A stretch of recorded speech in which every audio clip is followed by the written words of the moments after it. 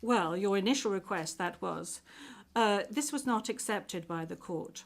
Now, you have seen the two decisions of the court that have been disclosed to you, and you are aware of the fact that these two decisions were refused.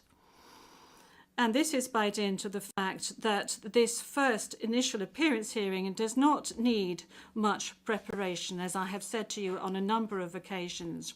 I am now going to move on to the third stage, which is to set the date for the confirmation of charges hearing. After assessing all factors, including the need for the parties and participants to adequately prepare, as well as Mr. Duterte's rights, including his right to be tried within a reasonable time, the date for the commencement of the confirmation of charges hearing is September the 23rd, 2025. I would add that in accordance with Rule 1217 of the Rules of Procedure and Evidence, this date may be postponed by the Chamber depending on the progress of the proceedings, either on its own motion or at the request of the prosecutor or the defence. Before concluding this hearing, I would like to inform the parties of the next procedural steps.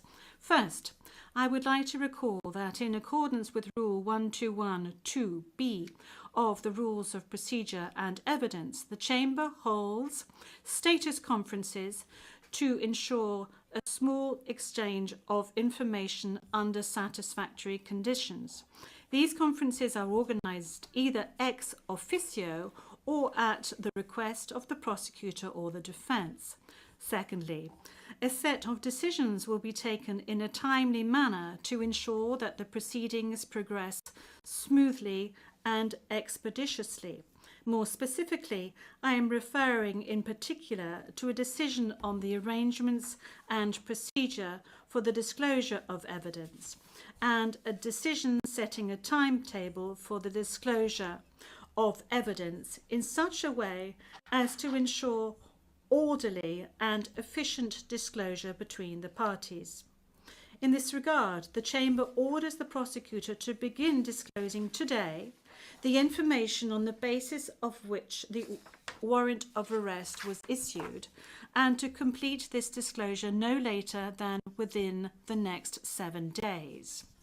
The Chamber will also issue a decision on the participation of the victims who, according to the statute of the court and to the extent permitted by the Chamber, are authorised to present their views and concerns at this stage of the proceedings. We have come to the end of Mr. Duterte's first appearance hearing.